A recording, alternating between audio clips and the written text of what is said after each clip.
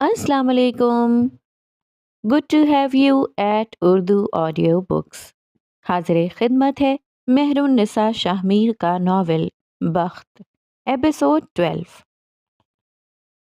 مری کے اس سنسان روڈ پہ ہارون شاہد اپنی گاڑی سے اترا تھا. وہ غصے میں لگتا تھا.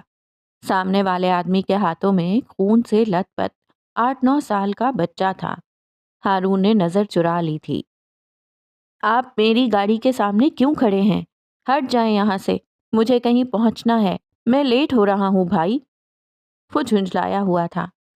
صاحب، میرے بیٹے کو شکاریوں کی گولی لگ گئی ہے. آپ کو خدا کا واسطہ ہے ہمیں ہسپتال چھوڑ دو. یہاں سے بہت دور ہے ہسپتال. میرا بیٹا مر جائے گا. خدا کے لیے رحم کرو صاحب. وہ 40-45 سالہ آدمی روتے ہوئے ہارون کی منت کرنے لگا تھا. ہارون نے نفی میں سر کو ہلایا تھا. میں کوئی مدد نہیں کر سکتا. I am so sorry. میرا نکاح ہے، مجھے پہنچنا ہے. میری فلائٹ مس ہو جائے گی. I am sorry. آپ کو جتنے پیسے چاہیے میں دے دیتا ہوں، لیکن میں آپ کے ساتھ نہیں جا سکتا. وہ جانے کو مڑا تھا جب وہ آدمی گھگیانے لگا. صاحب، آپ کو خدا کا واسطہ ہے، آپ کے گھر میں بھی بچے ہوں گے.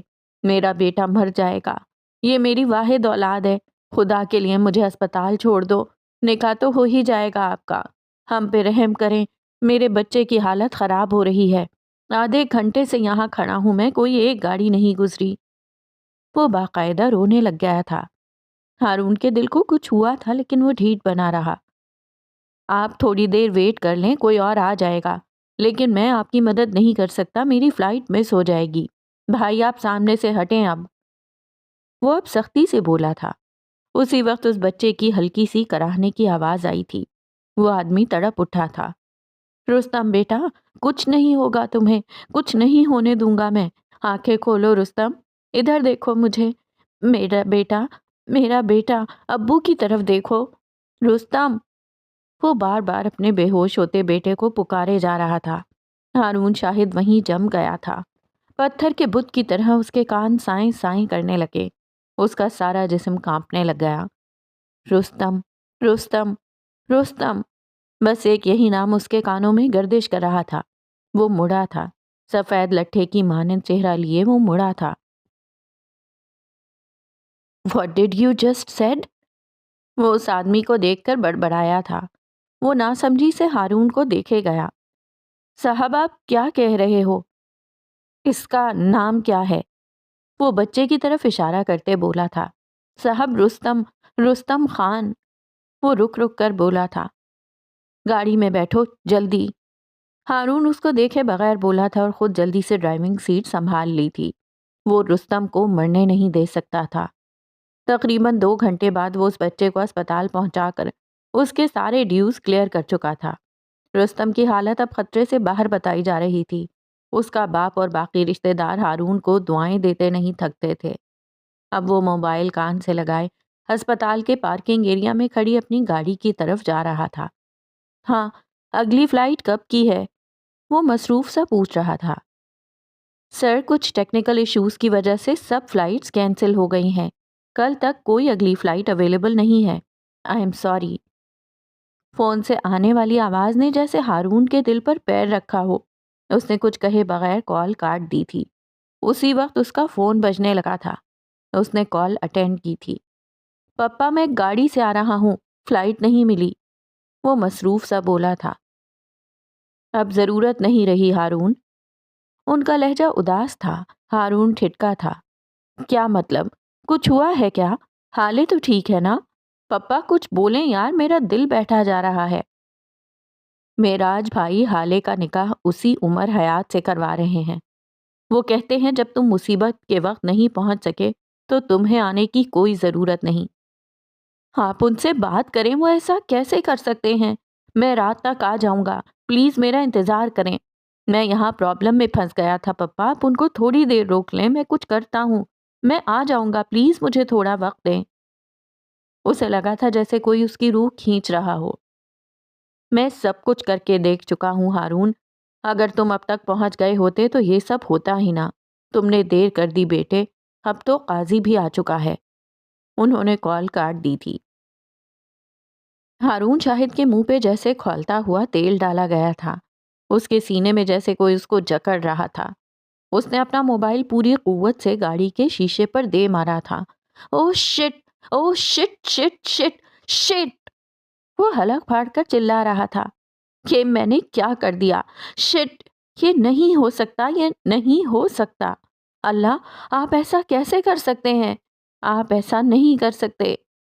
वो जमीन पर बैठा चिल्ला रहा था। ये नहीं हो सकता अल्लाह, आप ऐसा नहीं कर सकते। हर बार मैं ही क्यों? हर बार हारून शाहिद ही क्यों? नहीं अल्लाह नहीं, प्लीज ऐसा मत करें। आप हाले को मुझे देकर फिर छीन रहे हैं, ऐसा नहीं हो सकता। वो जमीन से उठकर अब अपनी गाड़ी को बूट से ठोकर मार रहा था। कभी हाथों से मुक्के बना बना कर गाड़ी पे मारे जाता और चीखता जाता, नहीं अल्लाह नहीं, प्लीज उसे मुझसे मत छीने। कोई देकर नहीं छीनता, ऐसा कोई नहीं करता अल्लाह, ऐसा कोई नहीं करता। उसका गम बड़ा था, उसे वक्त चाहिए था। वो अस्पताल के बेंच पर बैठी चेहरा झुकाए रोए जा रही थी। उमर खामोशी से उसके साथ जरा से फासले पर बैठ गया था। उसने कई लोगों को रोते देखा था, तड़पते देखा था। बल्कि उसका जो काम था उसमें हर आए दिन वो ऐसे लोग देखता था, ऐसी औरतें देखता था जिन पे जुल्म होता था, जिनके साथ ज्यादती होती थी, जो रोती हुई थाने और कचहरी आती थी। लेकिन जो तकलीफ उसको उस लड़की के आंसू देते थे, ऐसी तकलीफ उसे आज तक नहीं हुई थी। आप मुझे सजा देना चाहती हैं ना? उसने बात का आगाज किया था। हाले ने उसकी तरफ देखा भी नहीं था। मुझसे बदला भी चाहिए होगा आपको, मुझे रुस्वा भी करना होगा, मुझसे मेरे महबूब लोग भी दूर करने होंगे जिस तरह मैंने किए, लेकिन ये सब कुछ आप मुझसे दूर रहकर नहीं कर सकती। वो सामने देखते हुए बोल रहा था। हाले ने मुड़कर उसको देखा था। इस सब के लिए आपको मेरे साथ रहना होगा, हर वक्त, हर पल, साया बनकर, और इसके लिए आपको वही करना होगा जो आपके बाबा चाहते हैं। अंदर वो जो आदमी है ना, वो मेरी फैमिली है, मेरा भाई, बाप, दोस्त, सब कुछ है। उसको प्लीज बचा लें, जो वो चाहते हैं वो कर लें। मैं आपसे वादा करता हूँ जिस दिन वो ठीक होकर आ गए उस दिन आपको तलाक का कागज हाथ में थमा दूंगा। जैसे आप कहेंगी मैं वैसा करूंगा। आप जो चाहेंगी बदले में दूंगा। लेकिन अंदर उस बेड पर लेटे आदमी को बचा लीजिए। वो मेरा खानदान है, वो आपका खानदान है। आप उनके सामने मुझे जलील करना चाहती हैं ना, मैं खुद सब कुछ कबूल कर लूंगा। बस एक मेहरबानी कर दें, उनको बचा लें। आपका इनकार उनको मार देगा और उनका मरना बहुत कुछ मार देगा। हाले बगैर कुछ कहे उठ खड़ी हुई थी। मैं तुम्हें कभी माफ नहीं करूंगी उमर, तुमने मुझे बेबस कर दिया है। मैं इतनी मजबूर होंगी कि मुझे अपने बाप की ख्वाहिश माननी पड़ेगी। तुमने मुझसे जो कुछ छीना है तुम्हें सबका हिसाब देना होगा। ये मत समझना कि तुम मुझे आज हासिल कर लोगे। आज के बाद तुम्हारा हर दिन जहन्नुम होगा, हर रात आग जैसी। मैं तुम्हें न जिंदा रहने दूंगी, न खुदा तुम्हें मौत नसीब करेगा। तुम्हें हिसाब देना होगा उमर, मुझसे मेरे अजीज रिश्तों को बदजन करने का हिसाब। बाबा को अगर मैं तपती धूप को रात कहने का कहती तो वो कह देते थे, लेकिन आज आज तुम्हारी वजह से, सिर्फ तुम्हारी वजह से उनको मेरा इतबार नहीं है। उनको तुम पे यकीन है। लेकिन तुम देखना उमर, मैं तुम्हें कहीं का नहीं रहने दूंगी। आज के बाद से मेरा हर दिन तुमसे इंतकाम के नाम होगा, तुम देखना। उमर ने उसको दूर जाते देखा था और गहरी सांस भरता उठ खड़ा हुआ था। क्या इंतकाम इतने हसीन भी होते हैं? वो बस सोच ही सका। आधा घंटा बाद अस्पताल के प्राइवेट वार्ड में बस एक चीज का इजाफा हुआ था, सोफा। उस सोफे पर उस वक्त एक बारिश सफ़ेद दाढ़ी वाला काजी बैठा था। उमर हयात स्याह टी शर्ट में उसके साथ बैठा था। हाले मेराज सुल्तान के साथ उनके बेड पर बैठी थी। वो तकियों के सहारे बैठे हुए थे, हल्का सा मुस्कुरा भी रहे थे। गवाह के तौर पर शाहिद हुसैन और मेराज के करीबी दोस्त मलिक फुरकान थे। उमर संजीदा सा बैठा था, जबकि हाले का चेहरा हर किस्म के जज्बात से आरी था। उसी वक्त काजी साहब ने कुछ दुआओं के बाद हाले से उसकी रजामंदी मांगी थी। हाले सुल्तान वल्द मेराज सुल्तान, आपको उमर हयात वल्द वहाज अली खान बएवज 10 लाख रुपए हक मेहर सिक्का राइजुल वक्त اپنے نکاح میں قبول ہے؟ حالے کا ذہن کہیں اور تھا، وہ کوئی اور آواز سن رہا تھا۔ عمر ایسا نہیں کر سکتا۔ قبول ہے، اس نے سرگوشی کی تھی۔ کون عمر حیات؟ کیا تم کوئی مذاق کر رہی ہو؟ قبول ہے۔ بے غیرت، بے حیا، بد چلن، تمہاری جرت کیسے ہوئی مجھے دھوکہ دینے کی؟ قبول ہے۔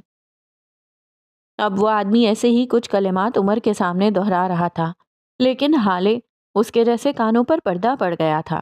بیٹھی رہی، چپ، گم سم، خاموش۔ اس سے کسی کاغذ پر سائن لیے جا رہے تھے اور وہ کیے جا رہی تھی۔ نکاح کی رسم ختم ہو گئی تھی۔ معراج اب عمر کو گلے لگا رہے تھے، اس کو دعائیں دے رہے تھے۔ عمر جواب میں کچھ کہہ رہا تھا۔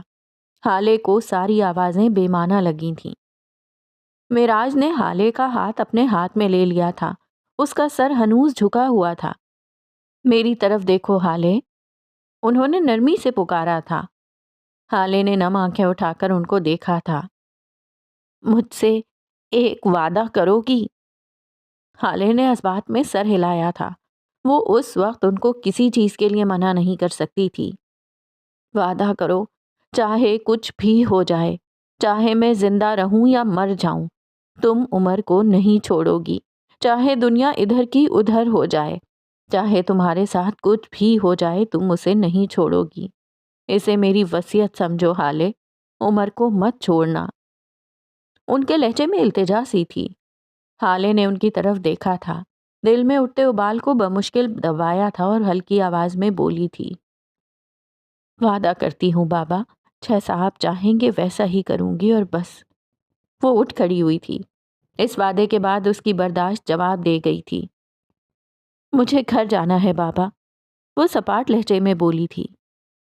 میرے گلے تو لگ جاؤ بیٹا، انہوں نے بازو واہ کیے تھے۔ جن لوگوں پہ آپ کو اعتبار ہے ان کو تو گلے لگا چکے ہیں آپ، میں ایسی ہی ٹھیک ہوں، وہ تلخی سے بولی تھی۔ معراج کے چہرے کا رنگ پھیکا پڑا تھا۔ جاؤ عمر، تم پہلے حالے کو گھر چھوڑ کر آ جاؤ، انہوں نے عمر کی طرف دیکھ کر کہا تھا۔ میں خود جا سکتی ہوں حالے، یہ میرا حکم ہے، وہ سختی سے بولے تھے۔ حالے نے زخمی نظروں سے عمر کو دیکھا تھا، جیسے کہہ رہی ہو، میرے باپ نے کبھی مجھ سے سختی سے بات نہیں کی۔ وہ بغیر کچھ کہے آگے بڑھ گئی تھی۔ عمر اس کے پیچھے گیا تھا، لیکن پھر دروازے پہ رکا تھا۔ اس کی اوٹ میں کچھ فکس کیا، معراج کو دیکھا۔ حالے اور حسن کو خدا کے بعد تمہارے حوالے کر رہا ہوں عمر، خیال رکھنا، وہ دھیمے لہجے میں بولے تھے۔ عمر نے سر ہلایا تھا اور باہر نکل گیا۔ گاڑی میں ہولناک خاموشی تھی۔ حالے سیٹ کی پشت سے سر ٹکائے آنکھیں موندے ہوئے تھی۔ کل رات سے لے کر اب تک کے مناظر اس کی آنکھوں میں کسی فلم کی طرح چل رہے تھے۔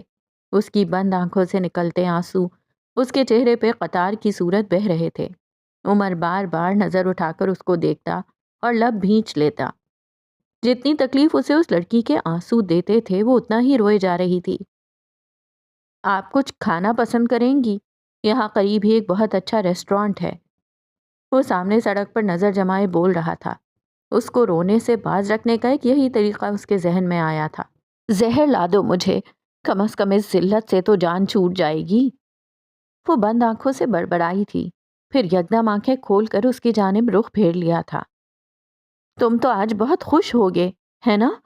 مجھے ذلیل کروا لیا، میری عزت نفس ختم کر دی، میرے خاندان میں میری عزت دو کوڑی کی کر دی، ایک ایک نیوز چینل پر میری تصویر دکھائی جا رہی ہے، میں بدنام ہو کر رہ گئی، اور سب سے بڑی بات، تم سے نکاح ہو گیا میرا۔ اس کے گلے میں آنسوؤں کا پھندا سا اٹکا تھا۔ یہ نکاح نہیں ہے عمر، یہ میری تذلیل ہے۔ تم نے آج مجھے میری نظروں میں گرا دیا۔ جس آدمی نے مجھے اتنا ذلیل کیا، بدنام کیا، ساری رات مجھے اپنی گاڑی میں قید رکھا، جس کی وجہ سے میرا خاندان مجھ سے چھوٹ گیا، آج وہی انسان میرا شوہر بن کر میرے پہلو میں بیٹھا۔ بے شک یہ ایک کاغذی رشتہ ہے، لیکن یہ ہے، اور جب تک یہ ہے تب تک میں روز مرتی رہوں گی، لیکن زندہ میں تمہیں بھی نہیں چھوڑوں گی، دیکھ لینا تم۔ وہ کہہ کر رخ پھیر گئی تھی۔ عمر لب بھینچے سنتا رہا۔ آپ کے پاس کیا ثبوت ہے کہ یہ سب کچھ میں نے کیا ہے؟ اس کا لہجہ سپاٹ تھا۔ گاڑی روکو، وہ دو ٹوک لہجے میں بولی تھی۔ عمر نے اچنبھے سے اس کو دیکھا تھا لیکن گاڑی نہیں روکی۔ گاڑی روکو، وہ اب کے ذرا بلند لہجے میں بولی تھی۔ مقابل کے کان تو گویا بند ہی تھے۔ I said stop the bloody car، وہ پوری قوت سے چلائی تھی۔ عمر نے گاڑی روک دی تھی۔ گاڑی کے رکتے ہی حالے نے سیٹ بیلٹ اتارا تھا اور ٹھاک کی آواز سے دروازہ مارتی اتر گئی تھی۔ عمر گہری سانس بھرتا اس کے ساتھ ہی اترا تھا۔ سڑک ایسے سنسان تھی جیسے کوئی ڈائن گھوم گئی ہو۔ حالے تیز تیز قدموں سے چلتی جا رہی تھی۔ حالے، کیا کر رہی ہیں آپ؟ کہاں جا رہی ہیں؟ یہ علاقہ سیف نہیں ہے، رک جائیں۔ وہ پیچھے سے پکار رہا تھا۔ میرے پیچھے مت آؤ، چلے جاؤ یہاں سے، وہ مڑے بغیر بولی تھی۔ اس کی رفتار حالے سے تیز تھی، وہ جلد ہی اس کے پاس پہنچ گیا تھا۔ اب وہ اس کے برابر چل رہا تھا۔ میری بات سنیں، یہاں پچھلے 2 ہفتوں میں 3 حادثات ہو چکے ہیں، 2 ڈکیتی کے اور 1 اغوا کا۔ یہ علاقہ عورتوں کے لیے سیف نہیں ہے۔ مجھے مجبور نہ کریں کہ میں جج صاحب کو کال کروں۔ عمر نے موبائل فون ہاتھ میں لے لیا تھا۔ اب وہ دبے دبے غصے سے بولا تھا۔ حالے پوری کی پوری اس کی طرف مڑی تھی۔ نظریں اس کے ہاتھ میں پکڑے موبائل فون پر گئی تھیں۔ عمر مبہم سا مسکرایا تھا۔ یہ دھمکی تو کام کر گئی، زبردست۔ حالے 2 قدم آگے آئی تھی۔ اب وہ اس کے سامنے کھڑی گردن اونچی کیے اس کی آنکھوں میں آنکھیں ڈالے۔ وہ اس سے قد میں کافی بڑا تھا۔ اسی اثنا میں اس نے پھرتی سے عمر کا موبائل اس کے ہاتھ سے لیا تھا اور پوری قوت سے زمین پہ دے مارا تھا اور اس کی طرف دیکھے بغیر آگے بڑھ گئی تھی۔ عمر بھونچ کا رہ گیا۔ وہ نیچے جھکا اپنے موبائل کے پرزے اٹھانے لگا، تب تک حالے کافی آگے نکل گئی تھی۔ اسی وقت گلی کے ایک چھوٹے سے مکان کی اوٹ سے ایک گنجا سا آدمی نکلا تھا۔ عمر نے اس آدمی کو دیکھا تھا لیکن آگے نہیں بڑھا۔ حالے نے اس آدمی کو دیکھ کر بھی نظر انداز کیا تھا۔ وہ آگے بڑھتی گئی۔ جب وہ آدمی پوری طرح پھیل کر اس کے سامنے دیوار کی طرح کھڑا ہو گیا، حالے نے رک کر اس کو دیکھا تھا۔ گلی کے آدھے کچے آدھے پکے مکان دلچسپی سے یہ منظر دیکھے گئے۔ یہ تو گیا، عمر ہولے سے بڑبڑایا تھا۔ اسی وقت ہلکی ہلکی بوندا باندی شروع ہو چکی تھی۔ چلو بی بی، جلدی سے نکالو جو کچھ بھی ہے، چلو جلدی، جلدی کرو، ٹائم نہیں ہے۔ اس کے ہاتھ میں ایک چھوٹا سا خنجر تھا۔ میرے پاس تو بس ایک سونے کی پازیب ہے، وہ اپنی آواز کے اندر مصنوعی سا خوف پیدا کرتی بولی تھی۔ جو بھی ہے نکالو جلدی، وہ خنجر کو گھماتے ہوئے کہہ رہا تھا۔ وہ نیچے جھکی تھی اور پھر جب اوپر اٹھی تو اس کی زرد ہیل اس کے ہاتھ میں تھی۔ اس آدمی کو سوچنے سمجھنے کا موقع دیے بغیر حالے نے ہیل اس کے سر پر دے ماری تھی۔ اس کے جوتے میں شاید کوئی کیل تھی جو اس آدمی کے سر پر لگی تھی۔ خون کا ایک فوارہ تھا جو اس کے سر سے پھوٹا تھا۔ خنجر اس کے ہاتھ سے چھوٹ کر گرا تھا۔ حالے نے اس پہ بس نہیں کی تھی۔ وہ اپنی ہیل سے دھڑا دھڑ اس کے سر، کندھوں اور سینے پر مارے گئی۔ وہ شاید دہشت زدہ سا ہو گیا تھا، تبھی کوئی جوابی کارروائی کیے بغیر بھاگنے لگا۔ حالے اس کے پیچھے بھاگی تھی جب اس آدمی کا پیر رپٹا تھا۔ وہ منہ کے بل سڑک پہ گرا تھا۔ اس کے سر سے نکلتا خون اب اس کے چہرے پر پھیل چکا تھا۔ بارش تیز ہو چکی تھی۔ خون پانی کے ساتھ مل کر زمین پر پھیلنے لگ گیا تھا۔ حالے اب بھی نیچے جھکی اس کو مارے جا رہی تھی۔ تمہیں میں ہی ملی تھی ستانے کو، ہاں؟ اور کم مسئلے ہیں میرے ساتھ جو اب تم بھی آ گئے، ہاں؟ رات سے لے کر اب تک کیا کیا لوٹا کر آئی ہوں میں، بچا ہی کیا تھا میرے پاس جو اب تم لینے آ گئے؟ ذلیل انسان، گھٹیا انسان، شرم نہیں آتی تمہیں؟ وہ چلاتی جاتی اور مارے جاتی۔ پتا بھی ہے میرے ساتھ ہوا کیا ہے، کیا کیا جھیل چکی ہوں میں، جانتے بھی ہو کسی لڑکی کو سکون کی سانس نہیں لینے دو گے تم، ہے نا؟ وہ آدمی اب بری طرح کراہ رہا تھا۔ حالے بھی شاید مار مار کر تھک چکی تھی، تبھی اس کے قریب ہی بیٹھ گئی۔ عمر ذرا سے فاصلے پر کھڑا اس کو دیکھ رہا تھا۔ فی الحال وہ کسی قسم کی بدمزگی نہیں چاہتا تھا۔ حالے کو دل ہلکا کرنے کی ضرورت تھی۔ تم جانتے ہو میں کون ہوں؟ حالے اس زخمی آدمی کے پاس بیٹھی پوچھ رہی تھی۔ بارش تیز ہونے لگی تھی۔ اس آدمی نے کوئی جواب نہیں دیا۔ وہ اسی طرح پڑا کراہتا رہا۔ درد ہو رہا ہوگا نا؟ وہ اب ہمدردی سے پوچھنے لگی تھی۔ مجھے بھی تو ہو رہا ہے، میں بھی تو تکلیف میں ہوں۔ تمہیں بھلا زیب دیتا تھا اس طرح کسی لڑکی کا راستہ روکنا؟ کوئی شرم حیا کچھ باقی رہا ہے تم میں یا نہیں؟ معاف کر دو بی بی، جان چھوڑ دو میری، وہ رک رک کر بولا تھا۔ کیوں چھوڑ دوں جان؟ ہاں، پھر میری بات کون سنے گا؟ وہ غرائی تھی۔ عمر بے تاثر چہرے کے ساتھ اسے دیکھے گیا۔ یہ جو آدمی ہے نا، اس نے مجھ سے سب کچھ چھین لیا۔ اس کی آنکھیں نم ہونے لگی تھیں۔ اس نے مجھ سے میری عزت چھین لی، مجھے جگہ جگہ بدنام کر دیا، مجھے میری شادی سے اغوا کر کے لے گیا۔ آنکھیں اب ڈبڈبانے لگی تھیں۔ میری شادی ٹوٹ گئی، میرے منگیتر نے مجھ پہ ہاتھ اٹھایا۔ اس آدمی کی آنکھیں بند ہونے لگی تھی جب ہالے بلند آواز میں چلائی، آنکھیں کھولے رکھو، تمہیں سننا ہوگا مجھے۔ وہ اب دوبارہ آنکھیں کھول چکا تھا۔ اس نے مجھ سے میرے گھر والے چھین لیے۔ تمہیں پتا ہے یہ بات اب میں کس کو بتا رہی ہوتی؟ ذرا دیر کو رکی تھی۔ میں یہ بات مہر آپی کو بتاتی۔ میں ان سے بہت محبت کرتی ہوں، بہت زیادہ۔ اس کی آنکھوں سے بے اختیار آنسو بہنے لگے تھے۔ عمر نے رخ پھیر لیا تھا۔ یا پھر بابا کو بتاتی، اس نے مجھ سے بابا کو بھی چھین لیا۔ یا پھر ہارون کو بتاتی میں، اس نے مجھ سے ہارون بھی چھین لیا۔ وہ بری طرح رونے لگی تھی، بلند آواز میں۔ اس نے ہاتھ سے عمر کی جانب اشارہ کیا تھا۔ اس نے میری زندگی برباد کر دی ہے۔ کل تک میں ایک ملکہ تھی، لوگ میرے ہاتھ چومتے تھے، لڑکیاں میرے جیسی قسمت کی دعا کرتی تھیں، لیکن ایک ہی رات میں، پتہ ہے، ایک ہی رات میں اس نے مجھے تخت سے زمین پر پھینک دیا۔ وہ بلک بلک کر رو رہی تھی۔ اس کی آنکھیں سرخ ہو گئی تھیں۔ عمر کی برداشت کی حد ختم ہو گئی تھی، تبھی وہ اٹھ کھڑا ہوا۔ چلیں حالے، اب بس بہت ہو گیا، ہم لیٹ ہو رہے ہیں۔ وہ سنجیدگی سے بولا تھا۔ اسی وقت بارش ایک دم تیز ہو گئی۔ بوندیں تڑا تڑ برسے جا رہی تھیں۔ حالے بھیگ گئی تھی، لیکن اس کو جیسے فرق نہ پڑتا ہو۔ اس آدمی کا خون اب اس کے سر پہ جم گیا تھا۔ حالے کی نظر جیسے ہی اس کے سر پر پڑی، یکا یک وہ ہنسنے لگی۔ پیٹ پہ ہاتھ رکھے، گردن پیچھے پھینکے وہ ہنستی جا رہی تھی، کربناک ہنسی۔ عمر کو اس وقت اس کی ہنسی رونے سے زیادہ بری لگی۔ جتنا درد تمہیں ہو رہا ہے نا، اس سے زیادہ مجھے ہو رہا ہے۔ وہ ہنستے ہوئے بمشکل بول پا رہی تھی، میرا دل پھٹ رہا ہے۔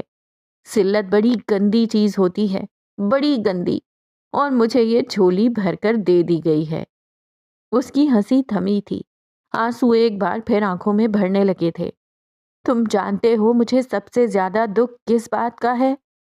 وہ اب اس آدمی کو دیکھتی پوچھ رہی تھی۔ تمہیں کیسے پتا ہوگا، میں بتاتی ہوں۔ اس کے حلق میں آنسوؤں کا ایک گولا سا اٹکا تھا۔ سب سے زیادہ دکھ مجھے اس بات کا ہو رہا ہے کہ بچوں کو میرا خیال نہیں آیا نکاح کرتے۔ آنسو بہ رہے تھے یا بارش کے قطرے، پتہ نہیں چلتا تھا۔ اس برستی بارش نے اس کے آنسو چھپا لیے تھے۔ اور سب سے زیادہ دکھ ہو رہا ہے دادا جان کا۔ انہوں نے کہا کہ نکل جاؤ۔ ہاں، انہوں نے بھی یہی کہا۔ اس نے روتے ہوئے ہچکی لی تھی۔ اور سب سے زیادہ دکھ ہو رہا ہے اماں کا۔ انہوں نے کہا چلی جاؤ حالے۔ یہ نہیں سوچا کہ حالے کہاں جائے، اس کا ہے ہی کون؟ اگر میری جگہ بچوں ہوتی تو کیا اماں ان کو گھر سے نکالتی؟ تم خود بتاؤ۔ وہ اس آدھے مرے وجود سے پوچھنے لگی۔ خیر چھوڑو۔ اس کی طرف سے کوئی جواب نہ پا کر وہ پھر شروع ہو چکی تھی۔ عمر بارش میں بھیگتا اس کو دیکھتا رہا۔ وہ اس کا دل ہلکا ہونے دینا چاہتا تھا۔ اور ہارون، اس کا کیا؟ وہ آدمی اس سارے وقت میں اب بولا تھا۔ حالے نے مڑ کر اس کو دیکھا تھا اور مسکرائی تھی۔ وہ دکھ نہیں ہے، وہ ناسور ہے۔ وہ زخم ساری زندگی نہیں بھرے گا۔ ساری دنیا آپ کو چھوڑ دے، دوست کو نہیں چھوڑنا چاہیے۔ وہ چھوڑتا ہے نا تو ایسا لگتا ہے جیسے کسی نے بھرے بازار میں آپ کے منہ پہ جوتا مارا ہو، جیسے کسی نے آپ کے دل کو مٹھی میں لے کر اتنا دبایا ہو کہ خون رسنے لگے۔ وہ آسمان کی طرف منہ کیے کہے جا رہی تھی، ایسے کسی نے آپ کے جسم کے ایک تیز دھار آلے سے ٹکڑے ٹکڑے کر دیے ہوں۔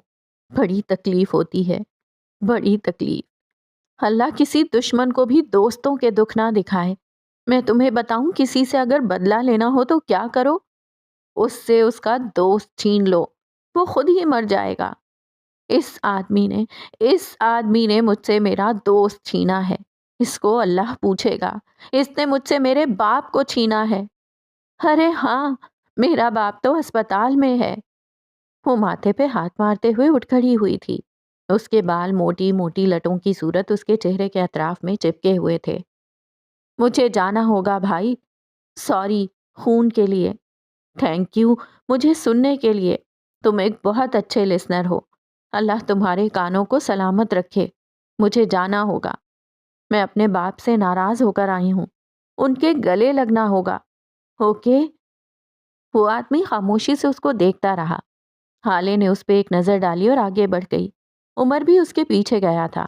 اس کے ہاتھ میں اب چھوٹا بھدا سا موبائل تھا جس پہ ہالے ٹرک بھی چڑھا لے تو ٹوٹ ہی نہ سکے. سلطان منزل میں ایسا سناٹا تھا جیسے کوئی ڈائن گھوم کر گئی ہو. ایسی ہولناک خاموشی جیسے قبرستانوں پہ ہوتی ہو. ہر کوئی ایک دوسرے سے چھپتا پھر رہا تھا. اسی وقت فروا اپنے لان کے ایک کونے میں فون کان سے لگائے کھڑی تھیں. ان کے چہرے پر برہمی تھی. بھوری آنکھوں میں غصہ تھا. آپ وعدہ خلافی کیسے کر سکتے ہیں مرزا صاحب؟ یہ عمر حیات کون ہے؟ اور اس سب میں وہ کیسے شامل ہو گیا؟ جو کچھ آپ نے کیا ہے وہ ڈیل کا حصہ نہیں تھا. وہ اسپتال کی فوٹیجز اور ریسٹورانٹ والی تصاویر. آپ کو یہ سب کچھ کرنے کی کیا ضرورت تھی آخر؟ آپ کو کیا لگتا ہے وہ لڑکا عمر وہ خاموش بیٹھے گا؟ نہیں مرزا صاحب نہیں. وہ ایسی قیامت برپا کرے گا کہ سارا جہان دیکھے گا. مجھے جواب دیجیے کہ آپ نے مجھے ڈبل کراس کیوں کیا؟ آپ مجھے جواب دے ہیں. وہ دبا دبا سا غرا رہی تھیں. دیکھیں مسز سلطان، میں خود نہیں جانتا کہ عمر حیات کو بیچ میں کون لایا اور کیسے لایا. اس نے کچھ عرصہ قبل میرے بیٹے کی پارٹی پہ ریڈ مارا تھا. ہو سکتا ہے نوح نے بدلہ لیا ہو، اور اگر لیا بھی ہے تو مجھے کوئی مسئلہ نہیں ہے. ایسی قیامتیں ہم جیسے فرعونوں نے بہت دیکھ رکھی ہیں. اور آپ کو کیا میں کوئی پروفیشنل اغوا کار لگتا ہوں جو اتنی پلاننگ کے ساتھ اس لڑکی کو اغوا کروں گا؟ آپ کس فوٹیج کی بات کر رہی ہیں؟ کون سی تصاویر؟ میں کچھ نہیں جانتا. آپ کی اور میری ڈیل اس لڑکی کو ایک رات گھر نہ پہنچنے دینے کی ہوئی تھی اور یہ کام میں نے کر دیا. اب وہ کس کے ساتھ آئی، کیوں آئی، اس سے میرا کوئی تعلق نہیں ہے. امید ہے اب تک آپ میرا کام کر چکی ہوں گی. ان کا لہجہ بے لچک تھا. ہو جائے گا آپ کا کام. پیپرز بنوا لیے ہیں میں نے، بس سائن چاہیے. ان کا دھیان بٹا ہوا تھا، لہجہ بجھا ہوا تھا. کچھ تھا جو ان کو بہت تنگ کر رہا تھا. اسی وقت انہوں نے سفیر کو اپنی گاڑی کی طرف جاتے دیکھا. انہوں نے سفیر کو آواز دے کر روکا تھا. وہ بادل نخواستہ رک گیا تھا. فروا تیز تیز قدم چلتی اس کے قریب آئی تھیں. اب وہ دونوں ایک دوسرے کے سامنے کھڑے تھے. کہاں جا رہے ہو تم؟ خود کو بمشکل نارمل رکھتے وہ پوچھ رہی تھیں. بڑے پاپا کے پاس اسپتال جا رہا ہوں. وہ سخت بیزار تھا. تم باپ بیٹا پاگل ہو گئے ہو؟ ان کی بیٹی ہمارے منہ پہ کالک مل کر چلی گئی ہے اور تم لوگوں کو خدمتیں ہی نہیں ختم ہو رہی. ابھی تھوڑی دیر پہلے تمہارا باپ گیا ہے اور اب تم. بیٹے ضرورت کیا ہے آخر؟ وہ سخت خوف زدہ تھیں. ممی وہ میرے بڑے پاپا ہیں. کل رات جو کچھ بھی میں نے کہا وہ اسی وجہ سے اسپتال میں ہیں. ان کی گھٹیا بیٹی کی وجہ سے. میں ان کو نہیں چھوڑ سکتا. آپ اپنی سازشیں خود تک محدود رکھیں تو بہتر ہوگا اور میرے معاملات سے دور رہیں. وہ کاٹ دار لہجے میں کہتا، لمبے لمبے ڈگ بھرتا وہاں سے چلا گیا تھا. فروا خاموشی سے واپس چلی گئی تھیں. ان کا ذہن الجھا ہوا تھا. سارے راستے ان دونوں کے درمیان کوئی بات نہیں ہوئی تھی. ہالے خاموشی سے کھڑکی کے باہر بھاگتی ٹریفک کو دیکھتی رہی.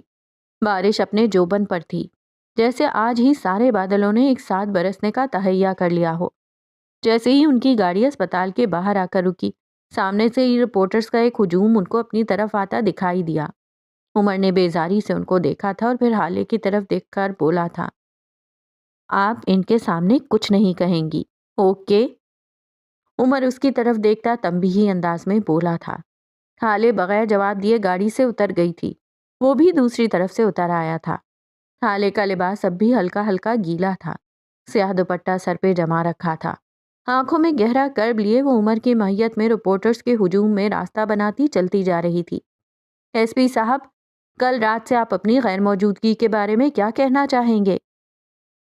عمر سر، آپ پر الزام ہے کہ آپ نے مشہور بزنس ٹائکون سفیر سلطان کی ہونے والی بیوی اور شاہد حسین صاحب کی بھانجی کو اغوا کر رکھا ہے. سر، آپ اس بارے میں کیا کہنا چاہیں گے؟ کل رات سے آپ بغیر کسی اطلاع کے منظر عام سے غائب ہیں. آپ کے پاس کوئی جواب ہے؟ سلطان فیملی سے آپ کا کیا تعلق ہے؟ مس ہالے سلطان سے آپ کا کیا تعلق ہے سر؟ جواب دیں، کچھ بتائیں سر. متعدد آوازیں، انگنت الزام اور طنزیہ جملوں کو نظر انداز کرتا وہ حالے کے بالکل قریب چلتا اسپتال کے اندر داخل ہو گیا تھا۔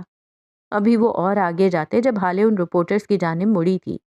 اس کی آنکھیں پرسکون تھیں، چہرہ ہر قسم کے جذبات سے عاری۔ وہ سڑک پر بیٹھی پاگلوں کی طرح ہنستی اور روتی ہوئی حالے سے بہت مختلف لگ رہی تھی۔ وہ رکی تھی تو ان کے پیچھے بھاگتے رپورٹرز بھی رکے تھے، لیکن بس ان کے قدم ہی رکے تھے، زبانیں نہیں۔ آپ کو جو کچھ پوچھنا ہے مجھ سے پوچھیں، آپ کے تمام سوالات کا جواب دینے کو تیار ہوں میں، وہ ان کی جانب دیکھتی پرسکون لہجے میں کہہ رہی تھی۔ باہر اب بھی بارش برس رہی تھی۔ میڈم، آپ کا ایس پی عمر حیات سے کیا تعلق ہے؟ کل رات اب اپنی شادی سے کیوں غائب ہوئیں؟ ایس پی عمر حیات سے کل تک میرا کوئی تعلق نہیں تھا، لیکن آج اس نے عمر کی طرف طنزیہ سی نظر دیکھا تھا۔ آج ان کا اور میرا نکاح ہو گیا ہے، سو اس لحاظ سے یہ میرے شوہر ہیں۔ اور رہی بات میری شادی سے غائب ہونے کی، تو ایس پی سر نے مجھے میری شادی کی رات اغوا کر لیا اور ساری رات مجھے حبس سے بیجا میں رکھا۔ عمر نے بے اختیار اپنا ماتھا سہلایا تھا۔ ان کی وجہ سے میری اور میرے خاندان کی بدنامی ہوئی، ہمارے خاندان کی نیک نامی پہ حرف آیا، اور میں اب تک ٹراما کے زیر اثر ہوں۔ ان کی وجہ سے میرے والد کو ہارٹ اٹیک ہوا ہے اور وہ اسی اسپتال میں زندگی اور موت کی جنگ لڑ رہے ہیں۔ وہ بول کر خاموش ہو چکی تھی۔ رپورٹرز کا شور ایک بار پھر بلند ہوا تھا۔ اگر آپ کے ساتھ اتنا ہی ظلم ہوا تھا تو آپ اب تک ان کے ساتھ کیوں ہیں، اور آپ نے ان سے نکاح کیوں کیا؟ جسٹس معراج سلطان کی کنڈیشن اب کیسی ہے؟ کیا یہ شادی آپ کے والد کی مرضی سے ہوئی ہے؟ کیا آپ مستقبل میں عمر صاحب کے ساتھ رہیں گی یا آپ دونوں اپنے راستے جدا کرنے والے ہیں؟ عمر حیات صاحب، آپ ان الزامات کے بارے میں کیا کہتے ہیں؟ کیا آپ ان سب کو قبول کرتے ہیں؟ اگر ہاں تو ان سب کے پیچھے کیا وجہ رہی؟ حالے نے ہاتھ اٹھا کر ان کو خاموش کروایا تھا۔ عمر غیر آرام دہ سا اس کے ساتھ کھڑا تھا۔ میرے والد اب خطرے سے باہر ہیں، اس کا لہجہ اب بھی پرسکون تھا، اور مستقبل میں حالے سلطان عمر حیات کو کورٹ میں لے کر جانے والی ہوں۔ ان کو ہر زیادتی کا حساب دینا ہوگا۔ میں ان پہ ہتک عزت کا دعویٰ کرتی ہوں اور مجھے اغوا کرنے اور حبس سے بیجا میں رکھنے کے لیے ان سے حساب مانگتی ہوں۔ See you guys in the court. وہ بول کر آگے بڑھ گئی تھی جبکہ عمر جینز کی جیبوں میں ہاتھ ڈالے وہیں کھڑا رہ گیا تھا۔ سر، آپ کچھ کہنا چاہیں گے؟ آپ کی منکوہا نے جو الزام آپ پہ لگائے اور مستقبل میں آپ کا لاہ عمل کیا ہوگا؟ آپ کا نام کیا ہے؟ اس نے نیلی شرٹ پہنے مائک پکڑے کھڑے لڑکے سے سوال کیا تھا۔ سنان غفار، وہ بااعتماد سا بولا تھا۔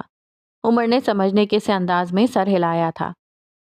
میں پچھلے ہفتے کورنگی تھانہ گیا تھا دورے پہ، آپ کو دیکھا تھا میں نے۔ وہاں آپ کی بیوی نے آپ پہ ایف آئی آر کٹوائی تھی کہ آپ نے ان سے جھوٹے وعدے کیے اور فراڈ کر کے ان سے شادی کی کہ جس مکان میں آپ رہتے ہیں وہ آپ کا ذاتی ہے، اور یہ کہ آپ ان کو ماہانہ خرچہ بھی پورا نہیں دیتے۔ یہی ہوا تھا نا؟ وہ معصومیت سے پوچھ رہا تھا۔ اس لڑکے کے کان سرخ ہوئے تھے۔ سر، آپ پبلک فگر ہیں، میں نہیں۔ آپ میری ذاتی زندگی کو اس طرح ڈسکس نہیں کر سکتے۔ اوہ ریئلی، آئی جسٹ ڈیڈ برو۔ وہ طنزیہ سی مسکراہٹ کے ساتھ بولا تھا۔ مجمع میں ہلکے ہلکے قہقہے گونجے تھے۔ اور آپ کا نام تو یاد ہے مجھے۔ اس نے ایک ادھیڑ عمر رپورٹر کی جانب اشارہ کیا تھا۔ آپ سے تو کورٹ میں ملا تھا میں۔ آپ کی بیوی نے آپ پہ کیس کیا تھا نا؟ ان کا کہنا تھا کہ آپ نے ان کے ابا کا دکان جو کہ ترکے میں آپ کی بیوی کو ملا بیچ دیا ہے، اور اس کے علاوہ آپ نے ان کا تمام زیور ان کی اجازت کے بغیر کہیں گروی رکھوا دیا ہے۔ کچھ یہی الزامات تھے آپ پہ۔ وہ اب بھی مسکرا رہا تھا۔ اس آدمی کا رنگ اڑ گیا۔ سر، آپ یہاں ہمارے سوالات کے جوابات دینے کے لیے آئے ہیں یا ہم پر طنز کرنے؟ آپ یہ مت بھولیں کہ ہم پبلک فگر نہیں ہیں۔ آپ ہیں، ہم عام عوام ہیں، اور آپ قوم کے رکھوالے۔ اگر آپ جیسے لوگ ہی اغوا اور فورس میرج کے جرم میں پھنسے ہوں گے تو ہمارا کیا ہوگا؟ مجمع میں سے ایک 27-28 سالہ رپورٹر کی آواز آئی تھی۔ اب کی عمر کھل کر مسکرایا تھا۔ بی بی، میں طنز تو نہیں کر رہا، اور میں یہ بھی نہیں کہہ رہا کہ میں پبلک فگر نہیں ہوں۔ بات صرف یہ ہے کہ پبلک فگرز کی بھی بیویاں ہوتی ہیں، اور وہ ناراض بھی ہوتی ہیں، جس طرح ان دونوں بھائیوں کی بیویاں ہوئی تھیں۔ اور جس طرح آپ دونوں کی بیویوں نے صلح کے پرچم بلند کیے ہیں اسی طرح میری زوجہ کا غصہ بھی ٹھنڈا ہو جائے گا۔ بیویاں تو الزام لگاتی رہتی ہیں، اصل مرد وہی ہے جو سروائیو کر جائے۔ نرمی اور محبت سے بیوی کو سمجھائے جس طرح ان دونوں بھائیوں نے کیا۔ کیوں بھائی، اب جا سکتا ہوں میں؟ باقی بات آپ دونوں سمجھا دیں گے اپنے ساتھیوں کو۔ وہ اسی مسکراہٹ کے ساتھ بولتا آگے بڑھ گیا تھا۔ مجمع میں کئی آوازیں ابھری تھیں جن کو وہ پیچھے سے ہاتھ ہلاتا "That's all for today" کہتا آگے بڑھ گیا تھا۔ حالے اس کے قریب ہی دیوار کی اوٹ میں کھڑی تھی۔ وہ اکیلی نہیں تھی، اس کی سہیلی مدحت پاس کھڑی تھی اور وہ اس سے کچھ پوچھ رہی تھی، پریشانی سے، تشویش سے۔ حالے نارمل انداز میں جواب دے رہی تھی جیسے جو کچھ بھی ہوا ہو عام سی بات تھی۔ تو یہ طے تھا کہ سلطان خاندان کا بھرم نہیں ٹوٹے گا۔ چلیں؟ وہ اس کے قریب کھڑا ہو کر بس ایک ہی لفظ بولا تھا۔ حالے نے قہر آلود نظر اس پہ ڈالی تھی۔ مدحت سے کوئی بات کی تھی اور پھر عمر کو جواب دیے بغیر آگے بڑھ گئی تھی۔ وہ اس کے پیچھے چلنے لگا تھا۔ وارڈ کے قریب پہنچ کر ان کو کچھ غیر معمولی سا احساس ہوا، کچھ تھا جو نارمل نہیں تھا۔ حالے کا دل زور سے دھڑکا تھا۔ اسی وقت ڈاکٹر عبدالحفیظ باہر آئے تھے۔ ان کا چہرہ ستا ہوا تھا۔ کیا ہوا ہے ڈاکٹر؟ جج صاحب کی طبیعت پھر سے خراب ہوئی ہے کیا؟ کیسے ہیں وہ؟ عمر بے قراری سے پوچھ رہا تھا۔ ہم نے آپ کو کئی دفعہ کالز کی سر، آپ نے اٹینڈ نہیں کی۔ جج صاحب کو آپ دونوں کے جاتے ہی ہارٹ اٹیک ہو گیا تھا۔ ہم نے اپنی پوری کوشش کی لیکن ہم ان کو نہیں بچا سکے۔ الفاظ تھے کہ پگھلا ہوا سیسا۔ حالے کو اپنی ساری دنیا گھومتی ہوئی محسوس ہوئی۔ اس نے بے یقینی سے اپنا دل تھام لیا تھا۔ کیا بکواس کر رہے ہو تم؟ بالکل ٹھیک تھے میرے ماموں، بالکل ٹھیک، کچھ نہیں ہو سکتا ان کو۔ آگ لگا دوں گا تمہارے سارے اسپتال کو۔ اس نے ڈاکٹر کو کالر سے پکڑ کر دیوار سے لگایا تھا۔ ان کو کچھ نہیں ہو سکتا، وہ میرا واحد خاندان ہے، میں مار دوں گا تم سب کو۔ بکواس کرتے ہو تم، میرے ماموں بالکل ٹھیک تھے۔ وہ ان کو دیوار سے لگائے ان پہ غرا رہا تھا۔ اس کی آنکھوں میں شوق تھا۔ لوگ جمع ہونے لگے تھے۔ وہ عمر کو ہٹانے کی کوشش کر رہے تھے۔ بول، کون آیا تھا اندر؟ بتاؤ مجھے۔ منع کر کے گیا تھا نا میں، کیا تھا نا منع، یا نہیں بولا تھا میں نے کہا تھا نا میرے علاوہ کسی کو اندر مت جانے دینا۔ کیوں جانے دیا؟ بولو کیوں؟ وہ بری طرح چلا رہا تھا، چیخ رہا تھا جبکہ حالے اس کے منہ سے ایک لفظ بھی نہیں نکلا تھا۔ وہ اسی طرح کھڑی تھی، شاکڈ۔ اس کی آنکھیں خشک تھیں، زبان مقفل تھی، قدم برف تھے۔ اس کی ساری دنیا راکھ ہو گئی تھی۔ وہ دھیرے دھیرے اسپتال کے ٹھنڈے فرش پر بیٹھتی چلی گئی۔ اس کی آنکھیں پتھرا گئی تھیں، وہ سانس تک نہیں لے پا رہی تھی۔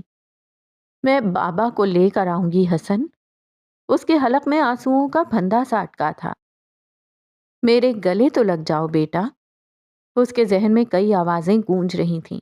عمر اب بھی چلا رہا تھا، شاید رو بھی رہا تھا، لیکن وہ عمر کو نہیں دیکھ رہی تھی، وہ کسی کو نہیں دیکھ رہی تھی، وہ کچھ نہیں سن رہی تھی۔ اس کو ایسے لگ رہا تھا جیسے کسی نے اس کے دل میں کوئی تیز دار برچھی گھسیڑ دی ہو، یا پھر کوئی زہر بھرا تیر۔ تکلیف سی تکلیف تھی۔ عمر اب وارڈ کے اندر آ گیا تھا۔ سامنے بیڈ پر میلاج سلطان کا بے جان وجود تھا۔ عمر نے بے اختیار دیوار کا سہارا لیا تھا۔ اس کی آنکھیں نم ہونے لگی تھیں۔ وہ بھاگ کر ان کے قریب پہنچا تھا اور دیوانہ وار ان کی نبض ٹٹول رہا تھا، ان کے دل پر اپنا کانپتا ہوا ہاتھ رکھ رہا تھا، اور دیکھتے ہی دیکھتے اس کی آنکھوں سے آنسو رواں ہو گئے تھے۔ وہ کبھی نہیں روتا تھا۔ نفیسہ کہتی تھی، عمر کی آنکھوں میں ایسے پتھر ہیں جن سے کبھی چشمہ نہیں پھوٹ سکتا۔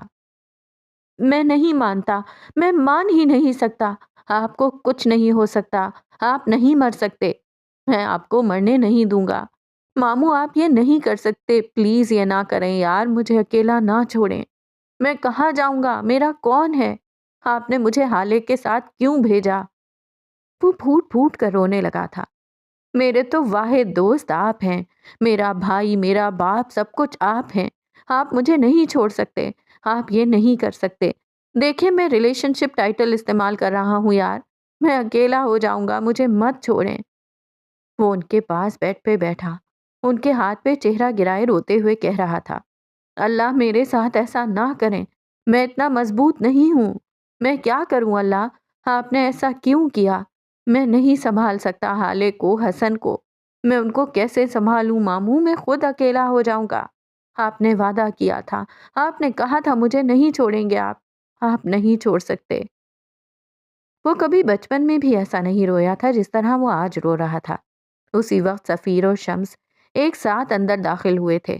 ان کے پیچھے ہی ہارون اور شاہد بھی آئے تھے۔ سفیر نے آتے ہی عمر کو گردن سے پکڑ کر دور ہٹایا تھا۔ گھٹیا انسان، تمہاری جرت کیسے ہوئی یہاں آنے کی؟ دفع ہو جاؤ یہاں سے۔ تمہاری وجہ سے میرے بڑے پاپا چلے گئے۔ تم ان کے وارث نہیں ہو، ان کا وارث میں ہوں۔ تم کس حق سے ان کے پاس بیٹھے ہو؟ کس نے دیا تمہیں یہ حق؟ وہ سرخ آنکھوں کے ساتھ چلا رہا تھا۔ عمر کے کانوں میں کئی سال پرانی ایک آواز گونجی تھی، میرے ساتھ گھر چلو اور فیملی کا حصہ بنو، ورنہ ایک دن جب میں مر جاؤں گا تمہیں میرے جنازے پہ بھی کوئی نہیں چھوڑے گا۔ مجھے بس تھوڑی دیر ان کے پاس رہنے دو پلیز۔ وہ چہرہ جھکائے گیلی آواز میں بولا تھا۔ شمس رو رہے تھے، ہارون کی آنکھیں نم تھیں۔ تم یہاں سے خود جاؤ گے یا میں تمہیں دھکے مار کر نکالوں؟ تمہاری وجہ سے میری بہن بیوہ ہو گئی، ان کے بچے یتیم ہو گئے، اب اور کیا چاہتے ہو؟ شاہد حسین روتے ہوئے اس پہ چیخ رہے تھے۔ ان کے بچے؟ او خدایا، ان کے بچے! عمر کے دماغ میں یکدم حالے کا خیال آیا تھا۔ وہ وارڈ کے باہر ہی تھی۔ کیا ان لوگوں نے اسے دیکھا؟ نہیں، وہ ان کی طرف دیکھے بغیر بھاگا تھا۔ وہ باہر نہیں تھی۔ وہ ہر وارڈ میں اس کو ڈھونڈ رہا تھا، ہر ایک کو روک روک کر اس کا پوچھ رہا تھا۔ وہ وہاں نہیں تھی، وہ کہیں نہیں تھی۔ اس نے تمام باتھ رومز چیک کر لیے، وہ وہاں بھی نہیں تھی۔ وہ اسپتال کے کوریڈور میں سر پکڑے کھڑا تھا۔ میں حسن اور حالے کو خدا کے بعد تمہارے حوالے کر رہا ہوں عمر۔ یہ کیا کر گئے ہیں آپ؟ یہ کیسی ذمہ داری مجھ پہ ڈال گئے ہیں؟ دیکھے میں تو ایک دن بھی نہیں نبھا سکا۔ میں نہیں کر سکتا۔ بے بسی کے مارے اس کی آنکھیں ایک بار پھر نم ہونے لگیں۔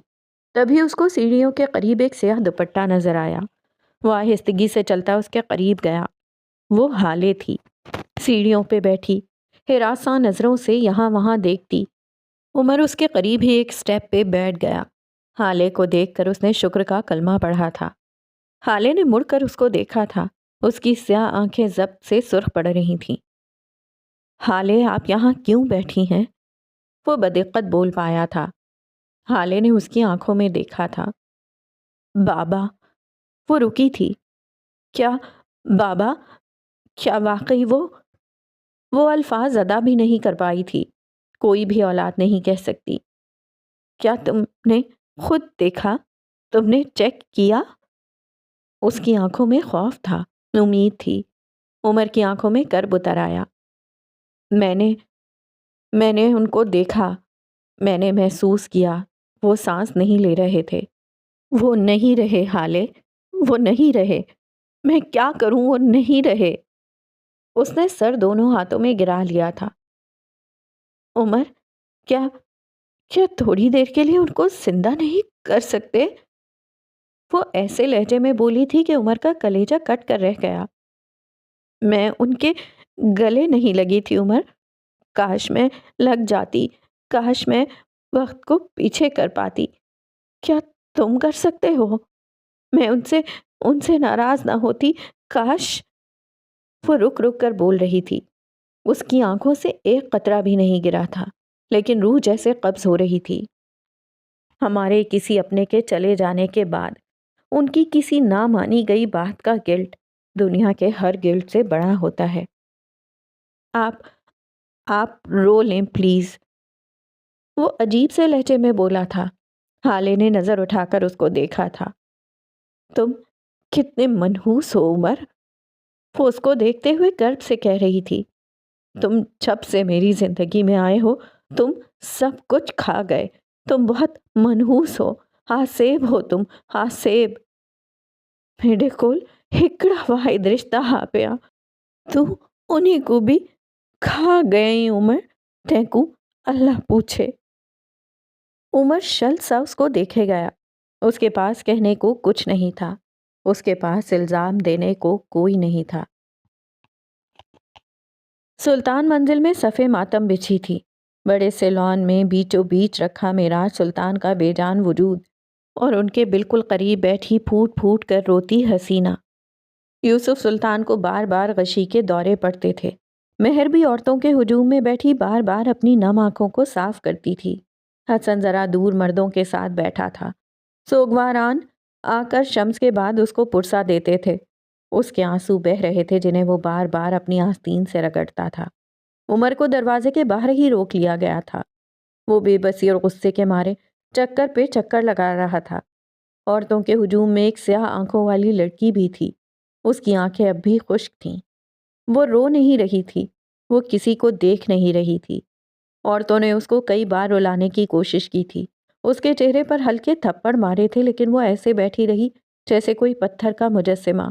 اس کی نظریں کسی غیر مرئی نقطے پر جمی تھیں۔ حسن نے اس کو دیکھا تھا۔ وہ اپنی جگہ سے اٹھ کر اس کے قریب آیا تھا۔ حالے کو اس طرح دیکھ کر اس کا دل مزید کٹتا رہا۔ اس کی جان نکل رہی تھی۔ وہ آہستگی سے اس کے پاس آ کر بیٹھا تھا۔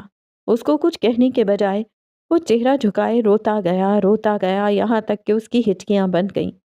ہارون اس کو دیکھتے ہوئے آیا تھا اور اس کے کندھے پر ہاتھ رکھے کچھ کہہ رہا تھا، کوئی تسلی، کوئی دلاسا، کوئی صبر کی تلقین۔ حالے نے ایک جھٹکے سے ہارون کا ہاتھ حسن کے کندھے سے ہٹایا تھا۔ میرے بھائی کو اور مجھے تمہارے سہاروں کی ضرورت نہیں ہے۔ وہ کاٹدار لہجے میں بولتی حسن کو اپنے ساتھ لپٹا گئی تھی۔ سہارا ملتے ہی حسن پھوٹ پھوٹ کر رونے لگ گیا تھا۔ تم نے کہا تھا تم بابا کو لے کر آؤ گی۔ تم نے کہا تھا حالے، تم نہیں لا سکی۔ تم جھوٹی ہو، تم سب جھوٹے ہو۔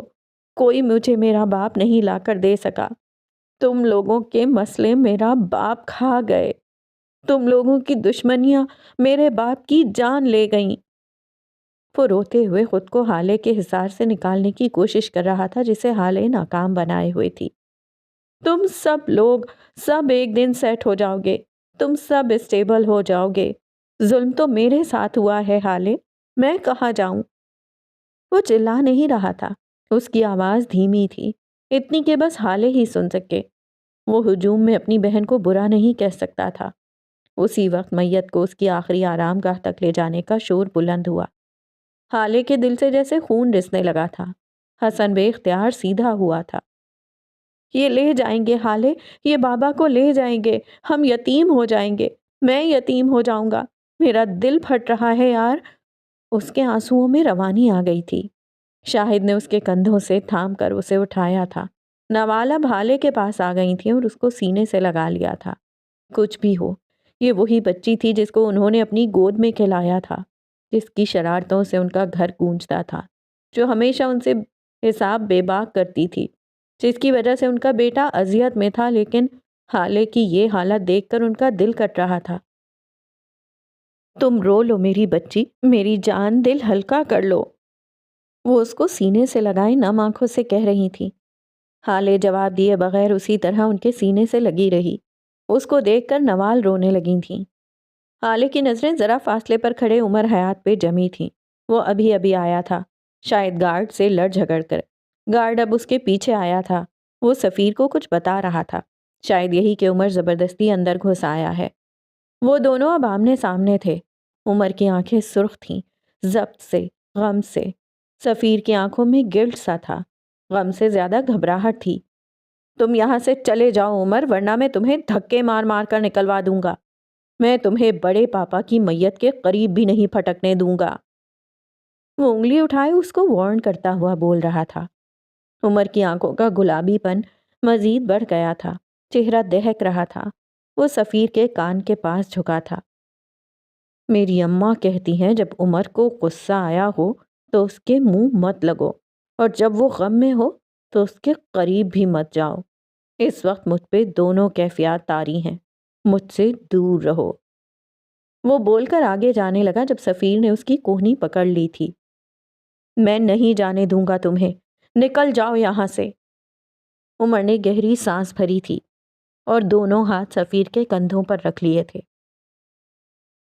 سفیر، یہ آدمی، یہ وہ واحد آدمی تھا جو مجھے روک سکتا تھا، میرے ارادے بدل سکتا تھا، میرا ذہن تبدیل کر سکتا تھا، میرا غصہ ٹھنڈا کر سکتا تھا، میرا ہاتھ پکڑ کر مجھے کول ڈاؤن کر سکتا تھا، اور یہ آدمی اب مر گیا ہے۔ اس کی آواز میں سرد پن اتر آیا تھا۔ اب میرے ہاتھ آزاد ہیں، اب میرے ذہن پہ کوئی پابندی نہیں ہے، اب میرا غصہ میرے قابو میں بھی نہیں ہے۔ یہ وہ واحد شخص تھا جس نے عمر حیات کو سنوارا ہے، جس نے عمر حیات کو انسان بنایا ہے۔ اب اس کے جانے کے بعد مجھے دوبارہ سے بھیڑیا مت بناؤ۔ آج یا تو میں ان کے جنازے کو کندھا دوں گا یا پھر یہاں سے ایک ایک سلطان کی لاش نکلے گی۔ تم بتا دو تم کیا چاہتے ہو؟ وہ اس کی آنکھوں میں دیکھتا ٹھنڈے ٹھاڑ لہجے میں کہہ رہا تھا۔ سفیر کو بے اختیار اس سے خوف محسوس ہوا۔ وہ اس پہ 2 حرف بھیج کر آگے بڑھ گیا تھا۔ آخری بار تمام گھر والوں کو میت کا آخری دیدار کروایا گیا تھا۔ پورے سلطان منزل میں سسکیوں اور ماتم کی آواز گونج اٹھی تھی۔ فروا بہت مشکل سے حسینہ کو سنبھالے ہوئے تھی۔ یوسف سلطان کو سکون اور دوا دے کر ان کے کمرے میں سلا دیا گیا تھا۔ حسن نے روتے ہوئے جنازے کو کندھا دیا تھا۔ ایک طرف ہارون تھا، دوسری طرف سفیر، اور تیسری طرف عمر فضا میں کلمہ شہادت کی آوازیں گونجی تھیں۔ کئی عورتوں نے اب بھی حالے کو رلانے کی کوشش کی تھی، لیکن وہ خاموش کھڑی رہی، بے جان ساکت۔ اس کی روح کھینچی گئی تھی، اس کے دل میں خنجر گھونپا گیا تھا۔ اس کا باپ مر گیا تھا، اس کی ساری دنیا ختم ہو گئی تھی۔ عشاء کو قضا ہوئے کئی ساعتیں ہو گئی تھیں۔ سب لوگ اپنے اپنے کمروں میں تھے۔ جنازے کے ساتھ گئے لوگ ذرا دیر قبل ہی لوٹے تھے۔ کچھ دنوں میں سب کی زندگی نارمل ہو جاتی، سوائے ان کے جن کے عزیز ان سے جدا ہوئے تھے۔ حالے اب بھی لان کی گھاس پر بیٹھی تھی، ایسے کہ ٹانگیں پیٹ سے لگا رکھی تھیں اور چہرہ گھٹنوں پہ گرا رکھا تھا۔ وہ اب تک اپنی جگہ سے ہلی بھی نہیں تھی۔ عمر گھر نہیں آیا تھا، وہ وہیں سے اسپتال چلا گیا تھا۔ اس کی کچھ چیزیں وہاں باقی تھیں۔ حسینہ غم سے نڈھال تھیں، لیکن انہوں نے پھر بھی کئی بار حالے کو اپنے پاس بلایا تھا۔ یوسف سلطان نے ہوش میں آتے ہی اس کا نام لیا تھا، لیکن جیسے اس کو کسی سے فرق ہی نہیں پڑتا تھا۔ اسے کسی کی کوئی پرواہ نہیں تھی۔ مہرماں نے اپنے کمرے کی کھڑکی سے اس کو یہاں بیٹھے دیکھا تھا۔ اب وہ اس کے پاس آ کر بیٹھ گئی تھی۔ حالے نے گردن موڑ کر اس کو دیکھا تھا۔ اس کی آنکھیں ہلکی نم تھیں۔ حالے خاموشی سے اس کی گود میں لیٹ گئی تھی۔ دل کو جیسے قرار سا آیا تھا۔ مہر بھی چپ چاپ سی اس کے بالوں میں انگلیاں پھیرتی رہی۔ حسن ان کو دیکھ کر ان کے قریب آ گیا تھا۔ اس کی آنکھیں سوجی ہوئی تھیں۔ وہ دوسری طرف سے آ کر مہر کی گود میں لیٹ گیا تھا۔ اب مہر بیچ میں بیٹھی تھی اور وہ دونوں اس کی گود میں سر رکھے لیٹے ہوئے تھے۔ آپی، یہ سب کیا ہو گیا؟ بابا مجھے چھوڑ کر کیسے چلے گئے؟ حسن گلوگیر آواز میں بولا تھا۔ یہی قسمت تھی بیٹا، صبر کرو۔ مہر اس کی طرف دیکھے بغیر بولی تھی۔ آپ لوگ بھی بہت عجیب ہیں۔ میں رو رہا ہوں تو کہتے ہیں صبر کرو، اور حالے خاموش ہے تو کہتے ہیں رو لو۔ کوئی ہمیں ہمارے حال پہ کیوں نہیں چھوڑ دیتا؟ 3 روز کا سوگ تو دین میں بھی جائز ہے، ہمیں تو 3 گھنٹے بھی نہیں ہوئے۔ میں اپنے باپ کو اپنے ہاتھوں سے قبر میں سلا کر آیا ہوں، اور صرف ان کو نہیں، میں نے خود کو بھی وہیں سلا دیا۔ جب آپ کا باپ مر جاتا ہے نا، تو آپ کو اپنا باپ خود بننا پڑتا ہے۔ میرا غم بہت بڑا ہے بچوں، میں اپنے باپ کو صحیح سلامت چھوڑ کر آیا تھا۔ میں ساری رات ان کے پاس تھا، ان کو کچھ نہیں ہوا۔ میں ذرا دیر کو گھر آیا تو مجھے یہ پتا چلتا ہے کہ میرا باپ نہیں رہا۔ مجھے بتائیں میں کیا کروں؟ کیسے یقین کر لوں؟ میں کس کو الزام دوں؟ میں کہاں جاؤں بچوں، میں کہاں جاؤں؟ وہ آسمان کو دیکھتا گیلی آواز میں کہہ رہا تھا۔ حسن، کیا ہم جانے والوں کو روک سکتے ہیں؟ ہم بے بس ہوتے ہیں اللہ کی مرضی کے آگے۔ ہم معراج بابا کی کمی پوری نہیں کر سکتے، لیکن دیکھو تمہارے پاس ہم سب تو ہیں نا۔ وہ اس کو بہلا رہی تھی جیسے عام بچوں کو بہلایا جاتا ہے۔ میرے لیے کوئی نہیں ہوگا بچوں، یہ خاندان والے 1-2 سپارے پڑھ کر چلے جائیں گے۔ آپ کی اپنی دنیا ہے، آپ کا شوہر ہے۔ اب یوسف سلطان کے پاس اپنے غم، اپنے پچھتاوے ہیں۔ حالے سلطان کے اپنے گلٹ ہیں۔ سفیر سلطان ساری دنیا سے ناراض ہیں۔ شمس چچا کے اپنے مسئلے ہیں۔ اماں کے وظائف مزید لمبے ہو جائیں گے۔ آپ کو پتہ ہے سب سے زیادہ نقصان کس کا ہوا ہے؟ سب سے زیادہ سفر کون کرے گا؟ حسن سلطان۔ مجھ سے تو سب کچھ لے لیا گیا ہے۔ آپ کا باپ ایک ہی انسان ہوتا ہے، اور جب وہ مر جائے تو آپ کو اپنا باپ خود بننا پڑتا ہے بچوں، کوئی میرے لیے نہیں ہوگا، کوئی نہیں۔ وہ آنکھیں بند کیے بڑبڑا رہا تھا۔ ہالے چپ چاپ اس کو سنتی رہی۔ اسی وقت عمر گیٹ سے آتا دکھائی دیا۔ وہ اسی صبح والے حلیے میں تھا، بکھرے بال، ستا ہوا چہرہ، سرخ آنکھیں۔ وہ بہت ڈسٹرب لگتا تھا۔ وہ قدم قدم چلتا ہالے کے قریب آ کر رکا تھا۔ اس کو دیکھ کر حسن تیش سے اٹھا تھا۔ کس کی اجازت سے آئے ہو تم یہاں؟ ہمت کیسے ہوئی؟ وہ سرخ آنکھوں سے غرایا تھا۔ عمر نے افسوس سے اس کو دیکھا تھا۔ میں تم سے عمر و رتبے دونوں میں بڑا ہوں، مجھے آپ کہو بچے، وہ نرمی سے بولا تھا۔ میں تمہیں اپنے گھر میں نہیں برداشت کر رہا اور تم مجھ سے تعلقات بنا رہے ہو۔ شکل بھی نہیں دیکھنا چاہتا میں تمہاری، ابھی کے ابھی میرے گھر سے نکل جاؤ۔ وہ انگلی اٹھا کر بولا تھا۔ جج صاحب نے تمہیں یہ تو نہیں سکھایا ہوگا، میں اس وقت تمہارے گھر میں مہمان ہوں اور تم مجھ سے اس طرح بات کرو گے؟ رہی بات تعلق کی تو وہ بن ہی چکا ہے، بہنوئی ہوں میں تمہارا، یقین نہیں آتا تو اپنی بہن سے پوچھ لو۔ وہ جینس کی جیبوں میں ہاتھ ڈالے سکون سے کہتا۔ حسن کے ساتھ مہر ماں کو بھی چونکا گیا تھا۔ مہر ماں اٹھ کھڑی ہوئی تھی، حالے اس کے ساتھ ہی اٹھی تھی۔ اس نے یہ سب کیوں کہا یہ وہ خود بھی نہیں جانتا تھا، اسے بس حالے کو اپنے ساتھ رکھنا تھا اور اس کے لیے جو کرنا پڑتا وہ کر جاتا۔ حسن کی آنکھیں بے یقینی سے پھیلی تھیں، اس نے حیرانی سے حالے کو دیکھا تھا۔ یہ کیا کہہ رہا ہے حالے؟ تم اس کے ساتھ نکاح کر کے آئی ہو؟ سچ کہہ رہا ہے، آج بابا نے ہم دونوں کا نکاح کروایا ہے، وہ بے تاثر لہجے میں بولی تھی۔ تم کیسے کر سکتی ہو یہ؟ وہ پوری قوت سے دہاڑا تھا۔ میں تمہارا بھائی ہوں، تم میرے بغیر کیسے کسی سے نکاح کر سکتی ہو؟ وہ صدمے سے بولا تھا۔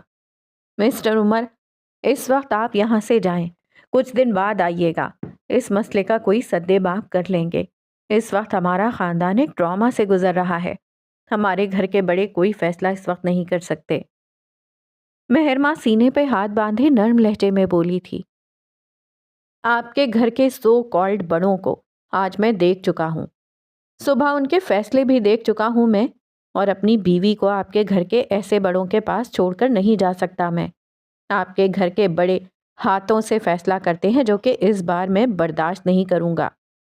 اس کے لہجے میں تپش تھی۔ ابھی مہر یا حسن کچھ کہتے جب حالے بول پڑی۔ مجھے جانا چاہیے، کافی دیر ہو گئی ہے، وہ نارمل لہجے میں بولی تھی۔ تم اس کے ساتھ جاؤ گی، اس کا کیا بھروسہ ہے؟ حالے بے وقوفی مت کرو، ابا کتنی دیر سے تمہیں بلا بلا کر تھک گئے ہیں، اماں غم سے نڈھال ہیں لیکن پھر بھی تمہارا نام لیے جا رہی ہیں اور تم اس کے ساتھ جاؤ گی؟ مہر برہمی سے بولی تھی۔ آپ کے ابا نے آج مجھے اس گھر سے نکال دیا ہے، آپ کی اماں نے بھی تب اس آدمی کے ساتھ بھیجا تھا مجھے جب ہمارا کوئی تعلق بھی نہیں تھا۔ مجھے اب کچھ سخت کہنے پر مجبور نہ کریں اور جانے دیں۔ تو تم سب سے بدلہ لوگی؟ وہ خفگی سے بھویں بھینچے کھڑی تھی۔ پچھتاووں سے بڑا بدلہ کوئی نہیں ہوتا، یوسف سلطان اور حسینہ معراج کو ان کے پچھتاووں میں جینے دیں۔ میں حالے سلطان ہوں، میں نکالی ہوئی جگہ پہ دوبارہ نہیں آتی۔ یہ گھر آج میرے باپ کے مرنے کے ساتھ میرے لیے جل کر راکھ ہو گیا، اب میرا اس کے مکینوں سے کوئی تعلق نہیں۔ اور مجھ سے بھی کوئی تعلق باقی ہے یا نہیں؟ حسن دکھ سے بولا تھا۔ تم اور میں ایک خون ہے حسن، ہمیں کوئی جدا نہیں کر سکتا، ہمارا تعلق کبھی ٹوٹ نہیں سکتا۔ تم اس آدمی کے لیے مجھے چھوڑ رہی ہو حالے، میں تمہارا بھائی ہوں۔ میں اسی لیے یہاں سے جا رہی ہوں حسن، کیونکہ تم میرے بھائی ہو، تم مجھے سمجھ سکتے ہو، مجھے سمجھو خدا کے لیے، مجھے جانے دو، یہاں نہیں رہ سکتی میں۔ تم خود غرض ہو رہی ہو حالے، تم بس اپنا سوچ رہی ہو، تم میرا بھی تو سوچو، بابا کے بعد میرا کون ہے؟ کچھ وقت کے لیے اپنی انا کو سلا نہیں سکتی تم؟ میں تمہارا بھائی ہوں، اسی لیے تمہیں کہتا ہوں مت جاؤ، میں اکیلا ہو جاؤں گا۔ اگر مجھ سے تعلق رکھنا ہے تو اس کے ساتھ نہیں جاؤ گی تم، اور اگر آج تم اس کے ساتھ چلی گئی تو ہم دونوں کے درمیان کوئی تعلق نہیں بچے گا، فیصلہ تمہارا ہے۔ اس کا لہجہ دو ٹوک تھا۔ حالے کے دل پہ کسی نے پیر رکھا تھا۔ تمہارا اور میرا تعلق کوئی نہیں توڑ سکتا حسن، تم خود بھی نہیں۔ یہ تمہاری رگوں میں بہتا خون، یہ ہمارے تعلق کی بنیاد ہے، اور جب بنیادیں مضبوط ہوں تو گھر نہیں ٹوٹتے۔ تم اس خون کو نکال کر نہیں پھینک سکتے، تم ہمارا تعلق نہیں ختم کر سکتے۔ وہ ایک ایک لفظ پر زور دے کر بولتی آگے بڑھ گئی تھی۔ میں اس خون کو نکال کر نہیں پھینک سکتا حالے، لیکن میں اس خون کو بے حس کر سکتا ہوں، اور ابھی تم نے حسن سلطان کی بے حسی نہیں دیکھی۔ وہ پیچھے سے بولا تھا۔ حالے کے قدم ذرا دیر کو تھمے تھے، لیکن پھر وہ آگے بڑھ گئی تھی۔ حسن نے زخمی نظروں سے اس کو جاتے دیکھا تھا۔ حالے نے ایک اجنبی کی خاطر اس کو چھوڑ دیا۔ وہ بدگمانی کی انتہا تک پہنچا ہوا تھا۔